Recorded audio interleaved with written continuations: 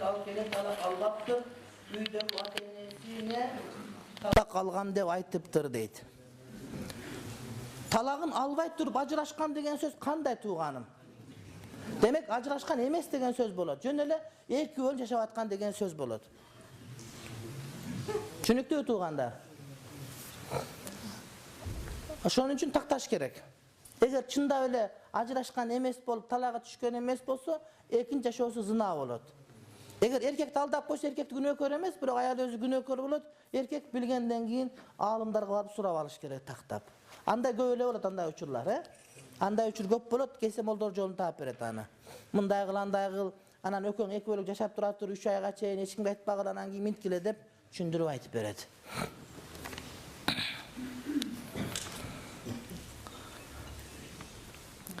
Эркеги сени көргүм келбейт, кет десе да талак түшөбү дейт. Сени көргүм келбейт дегенден ал айтылынган жок бизде, жанагы сөздөрдүн арасында. Бирок кет деген айтылынды. Кет дегенде талак ниетинде айтса талагы түшөт, эгерде талак ниетин бар бетиңи жууп кел анан көргүң келип калат десе, анда талагы түшпөйт.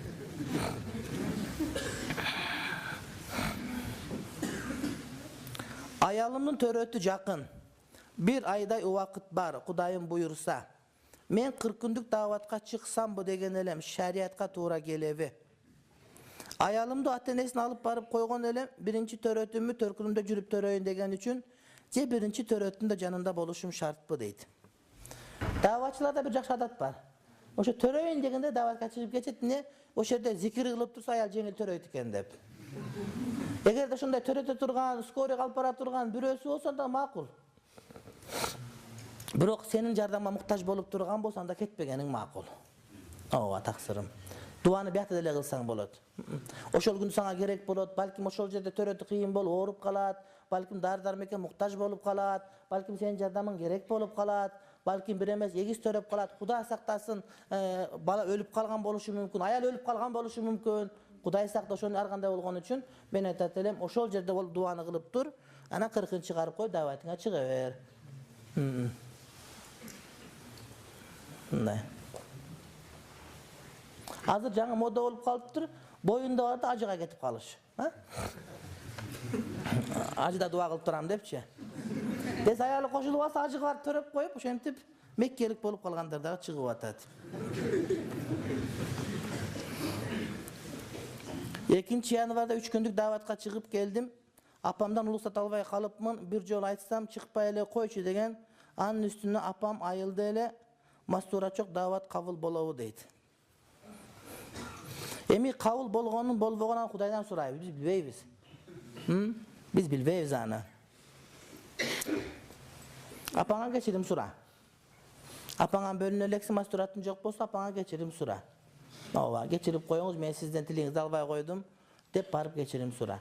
Ата-энеден дайыма кечирим сурала берет. Ата-эне прав, не прав деген сөз болбойт. Ата-эне болгон үчүн алардан кечирим сурала берет. Сен катасың, ал катасың, жок сен кечирим сурайсың. Ушундай. Түшүнүктүүбү маселе тууганым? Эч убакта аны менен акташып, соттошуп неме кылбайт. Азирети Умар ибн Абдул-Азиздин убагында ата менен бала экөө казия талашып келип калды, бир маселе талашып. Келгенде айтты, кантип ата бала экөө отурат ушинтип, бул шермандачылык деди. Ушу баланын ордуна башка бирөө отурсун деди, анан сурайын деди. Дегенде атасынын бир тууганы баланын абакеси келип отуруп, анан сурады.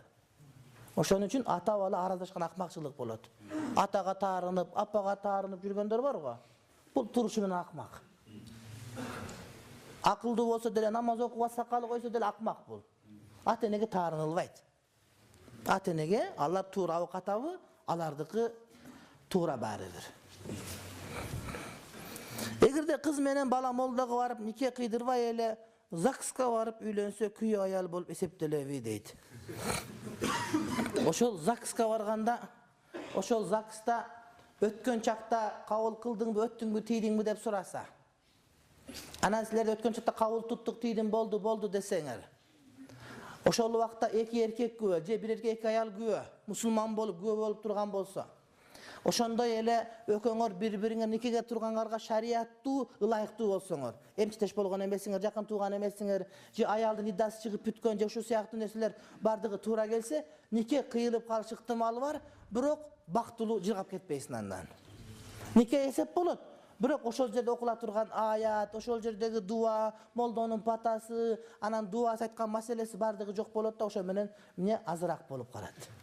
Ошон үчүн илгерки орус убагында болгон ЗАГСтардын бардыгын эптеп, кыста кыйнап отуруп, жарайт деп ошого өткөргөнбүз да. Эми азыр жок дейбиз, жок. Молдого кел, анан ЗАГСыңа каалаган учурда бара бер.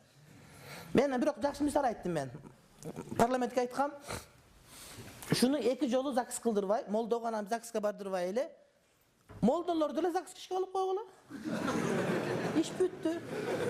Хам молдого айлык болот, хам нике кыйылып калат. Эмне дедиңер? О, бакыт үйүндө от жаккан катындар бар, айда бериш керек дагы. Аларды пол жыгычы башка бир неке кылып, ошока мисалы үчүн мен отургузса, мен келсе никени кыям.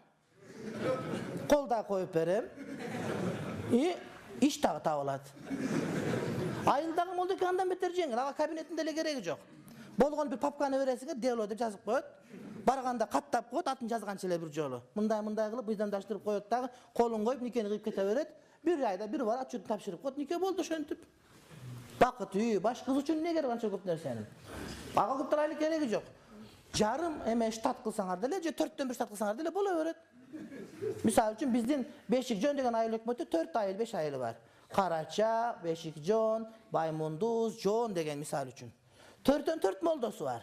Ал эмес ар бир мааланын бирден молдосу бар. Ар бирин ишке алып коюш керек. Айлык бербесең деле сооп болот десең, максат тамла бияктан 1 саат сага баян айтып берет, ошого бекерчиң ыраазы болуп каласың. Бирден папка болду. Бир айда бир апар тапшырасың. Болду. 4төн 1 секретарь кыз отурат ошол жерде. Жанагы нике кагаз жазып берет, ап кете берет, пулун төлөйт. Иш бүттү. Ошентип сунуш кылсам угушпайды ошону.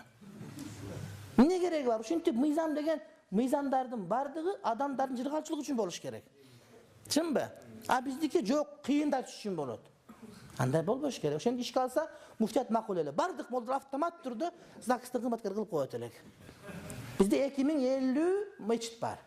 Сопулар менен аяк бияк болуп, бир 10 000 молдобуз бар. Жетет 10 000 кызматчы. Түшүнүш керек. Түшүмдө Аллахтан кедейликти сурап дуа кыл дедиңиз. Мен өзүм деле бай эмес, кедей элемин го десем, кедейликте 1000 жакшылык бар дедиңиз. Жооп бериңизчи дейт.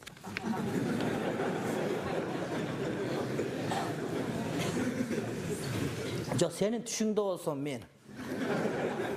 Ана сенин түшүңдөгү мен, ана мен өзүм аны кантип түшүндүрүп берем?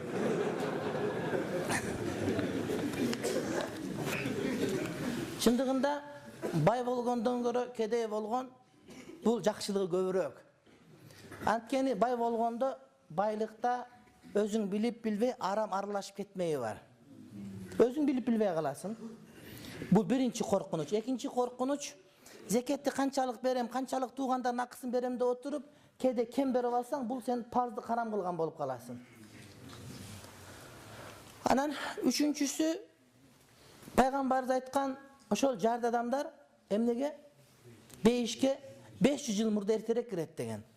Эмне үчүн эртерээк кирет дегени, анткени мунун жүрөгүндө дүйнөгө байлана турган дүнүйөсү жок, акыретке көбүрөөк байланат деген сөз болот.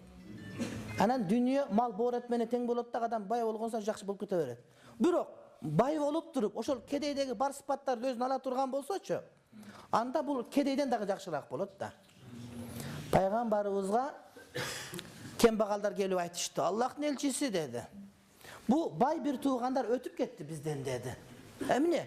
Булар намаз окуйт, биз намаз окуйбуз. Орозотто биз орозоттабыз. Бирок булар зекет берет, садака берет, биз бере албайбыз. Өтүп кетти бизден булар деди.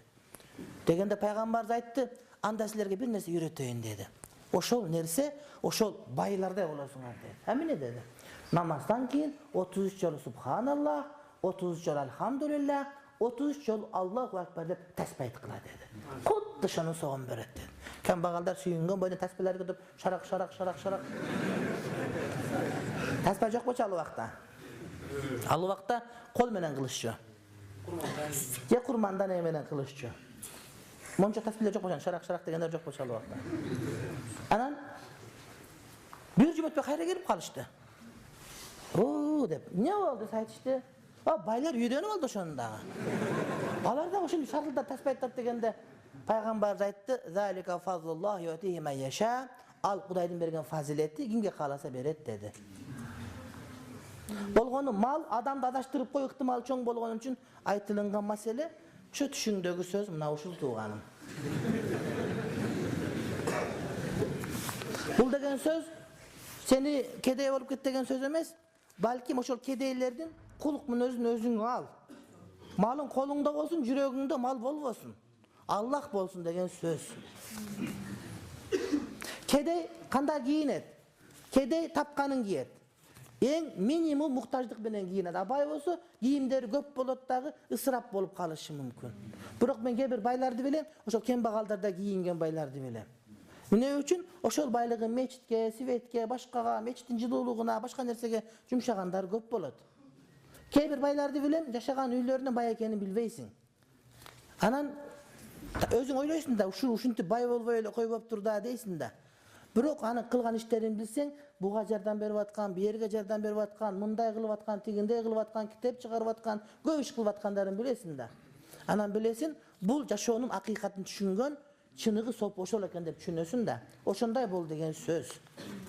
Abdullah ibn Mübarek Marwazi takıwalyk tarky dünýede aytyp bergen bir ugup oşonday boloyun dep gelipdir. Gelse üýleri ohu çoň üýler deyt. Padişan üýlerinde üýler deyt.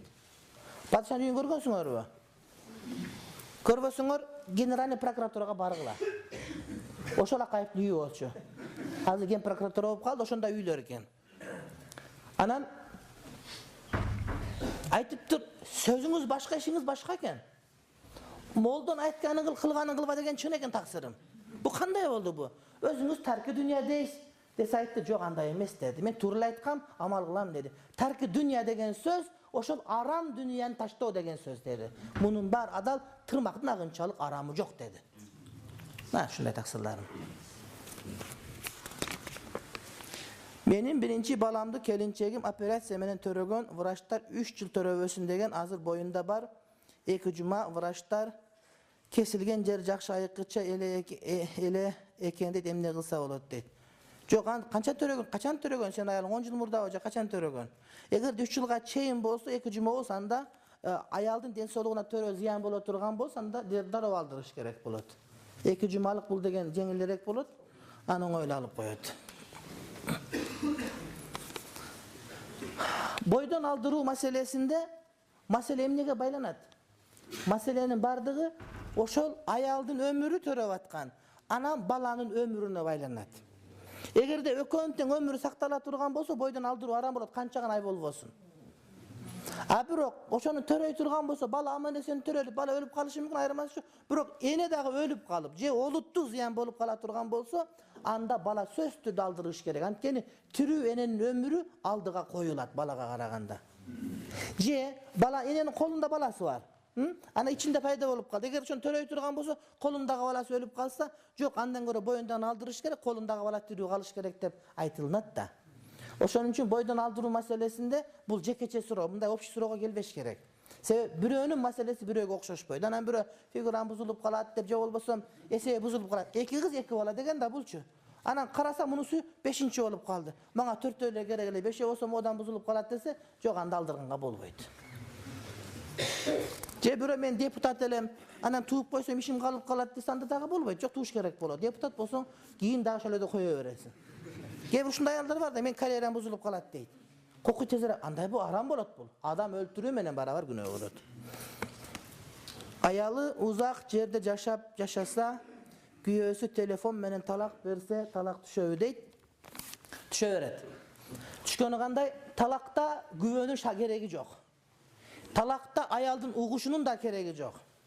Talakta erkektin oğuzundan çıkıp özünün kulağına jete turgan ölçömdü aytılıngan bolsa esap. Esap degeni bilesiňerbi? Esep degen söz. Bu Malik Palvan degen bar emede. Parlamente deputat. Balvan güreşet ayağı. Oşo jygylsa esap dep kıyqırat eken. Anan bunu Mamad Sabirov degen jurnalist dep жазган, Palvan degen. Ошондо ушу эсап деген сөздү колдонуп турушуга мен ошону айтып атам. Бул Мамат Сабыров деген жакшы бир журналист бар, ажы. Жакшы адам. Уулум 17 жашта. Тарбиясы жакшы эле болуучу.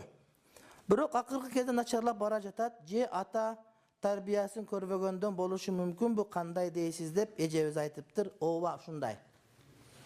Кээ бирлер баламын курсагында өзүм тарбиялап алам, эрдин кереги жок, андай мындай деп эрден ваз кечип кеткен аялдарыбыз дагы бар, эжелерибиз бар. Ал туура эмес. Баланын курсагы ток болгон, үйдүн жылуу болгон жетиштүү болбойт, үйдө эркектин тарбия бериши керек болот сөзсүз түрдө.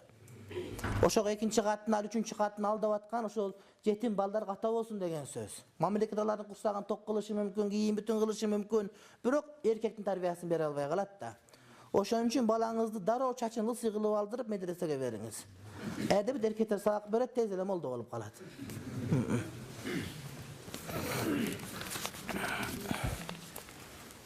Саудияда bir лекцияда отурсак, bir устаз сүйлөп атып айтты, урматтуу туугандар деди. Эгерде силердин кошунуңарда дейт, кимдир бирөөнүн атасы жок болуп калса деди, ошонун баласын балдарыңарга кош тарбия бергиле, милдет деди.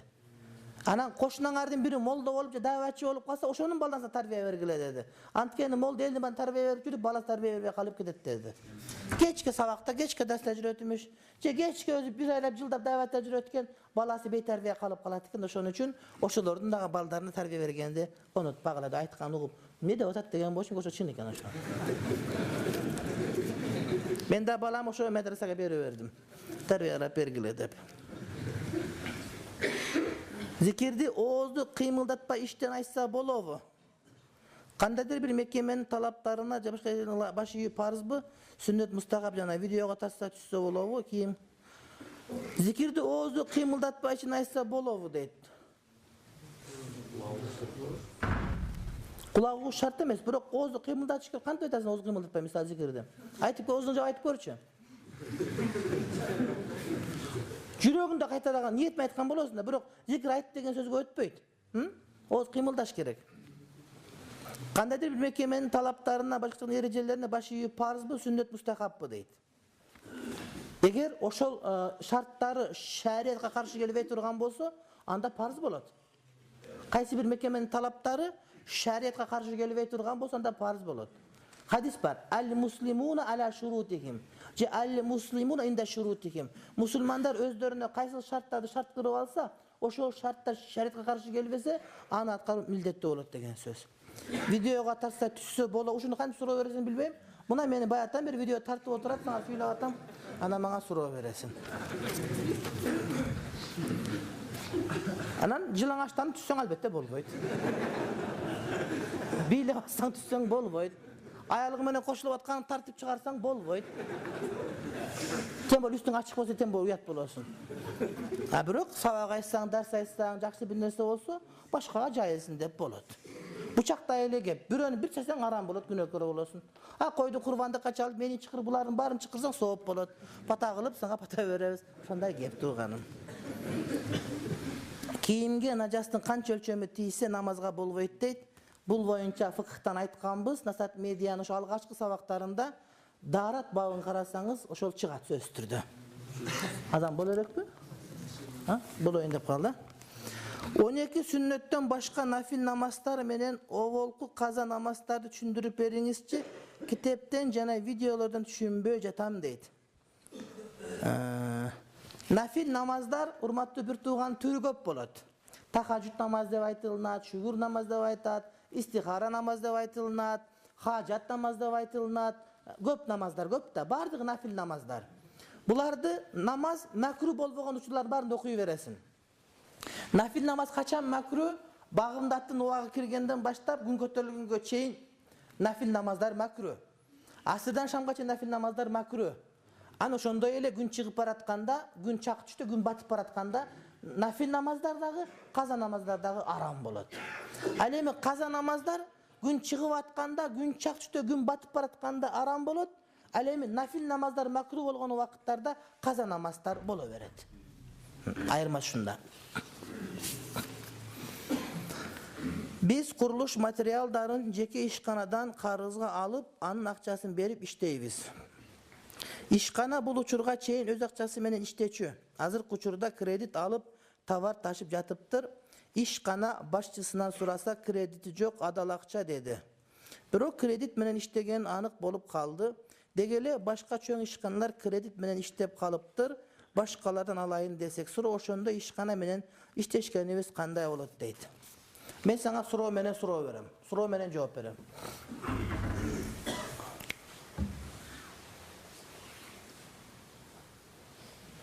Үй сатып алгың келди. Акчаңы чөнтөгө түйдүң белиңе.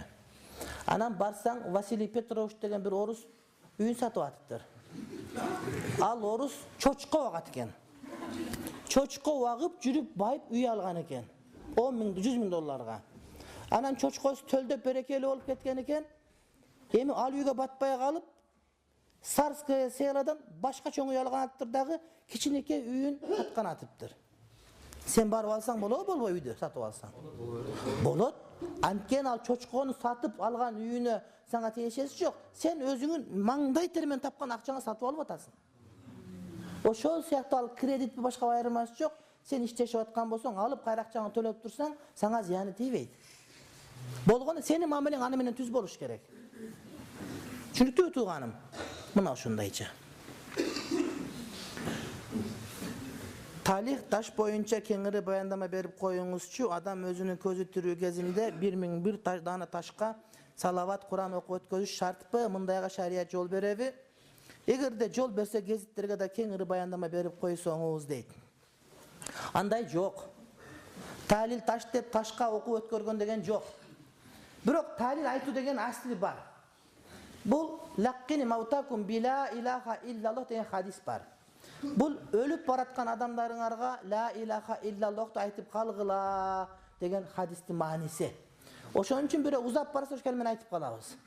Birok hadisti tüz kotorgondo ölüp baratkan emes, ölüp dörüngörgü aytıkla degen jeri çıgat da demek ölüp kaldı, biz uşak aytıp atabız dep kelime aytıp atabız. Birok sanı çektelүү emes.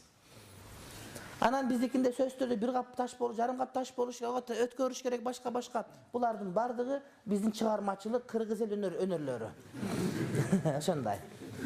Birok ilger taş koyuşçu kavırlarga mine üçün kavır jogolup ketpesin dep. Oşonday ele bar. Anan Peygamber aytkan men qala la ilaha illallah dakhalal cennet. Kimdegim la ilaha illallah kelime aytsa beşike kiret dep aytkan. Demek beşike kire turgan söz bolsa, anı aytıp soğun bağıştay versek ziyana tiybeyt eken. 70 ming, 80 ming, 100 ming ayırması çok. Kança köp etsen oşunca jakşı bolot, oşan aytıp bağıştay ver. Azam ne geldi? Amin. Bismillahirrahmanirrahim. Rabbana atina fid dunya hasana ve fil ahireti hasana ve qina azabennar. Kuday Taalam uqqan mesele sözlerimizni uğup, düşünüp, amal kılıp, başkalarga jetkirgen nasip etken bolsun. Kuday Taalam kol götürüp turgandardın. Anan kol götürbey kalgandardın. Anan bu jaka gelgenlerden gelbey kalgandardın, gelgisi gelgenlerden, gelgisi gelbegenlerden dagı bardığının tilegen tileklerini Kuday Taalam kabul kılsın. Kuday Taalam elimizge tınççılık, ıntımakçılık bersin. Kuday Taalam jakın alыс koşular ıntımak bolup, çekerler ıntımak bolğany Kudayım nasip kılgan bolsun. Oğurup atkandarga, oğurgan jatkandarga Kuday Taalam şifayı acil versin. Perzentlerge perzent versin. Uğul joktorga uğul versin, kız joktorga kız versin. Kudayım uyu joktorga uyu verip, uyu joktorga uyu versin Kuday Taalam. Kuday Taalam imanı suzdap, tayızdap, alыс jaman jolga küçüşüp ketkendere Kuday Taalam hidayet, tawfik, insap versin. Kuday Taalam uruşup ketkenler jaraştırsın. Tarınış жүрgөндөр tavıştırgan bolsun. Araka girip ketken araktan surup çıgarsın. Namazdan suzdap ketkendere Kuday Taalam namazın rakatın damın tatkan nasip kılgan bolsun. Kuday Taalam bizge jakşılık kaalagandara jakşılık berip, jamandık kaalagandardын niyetlerin tüzdögön bolsun. Kuday Taalam azırkı учурда muno Kıtayda Uygur musulman bir tuğandarыбыз, Siriyada, andan sıtkары Irak'ta köptögen kordukları görüp açat. Kuday Taalam oşolorgo жакшылыk насип эткен болсун. Египетте болуп аткан саясатчылар жана башка жердеги мусулмандардын кыйынчылыктарын баарын Кудай Таалам өзү көтөргөн болсун. Ислам үммөтүнө ынтымак, биримдик берген болсун. Кудай Таалам элибиздин чоңдорубузга, падышабыз баш болуп бардыгына инсаптуулук берип, бизди туура жолго баштаганды Кудай Таалам насип кылып, ал эми карапайым элибизге итаат кылганды, моюн сунганды насип эткен болсун. Кудайым динге кызмат кылып аткан дааватчыларыбыз бар, ошол дааватчыларыбыздын баардыгынын кадамдарын бекем кылсын. Кудай Таалам динге кызмат кылган биздин милицияларыбыз бар, доктурларыбыз бар, мугалимдерибиз бар. Кудайым ошолордун баардыгынын рызкы адалдан кылган болсун. Ким кандай аруу максат менен, тилек менен кол көтөрүп турса, Кудайым ошол тилектерге өзү жеткизсин. Дуа кылып коёр бекен деп, дуа кылып коюңуз деп сурангандардын өздөрүнүн купуя тилектери бар, Кудай Таалам ошого жеткизген болсун. Сабактарыбызга жаңы келип аткан көздөр, жүздөр көрүп отурам, Кудай Таалам ошолордун да кадамдарын бекем кылып, үй бүлөсүнө ынтымак, тынччылык берсин. Акыретке барганда пайгамбар шапааттан насип кылып, Кудай Таалам өзүнүн жаманын көрсөткөндү бизге ыраа көргөн болсун. Саллаллаху таала аля расулина Мухаммад ва аля алихи ва асхабихи ажмаин. Амин. Би рахматика архамар рахим.